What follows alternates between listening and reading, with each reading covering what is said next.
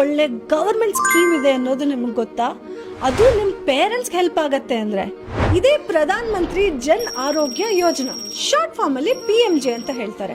ನಿಮ್ಮ ಅಪ್ಪ ಅಮ್ಮಂಗೆ ಒಂದಲ್ಲ ಎರಡಲ್ಲ 5 ಲಕ್ಷದ ತನಕ ಫ್ರೀ ಹೆಲ್ತ್ ಇನ್ಶೂರೆನ್ಸ್ ಸಿಗತ್ತೆ ಅಂದ್ರೆ ನಂಬ್ತೀರಾ?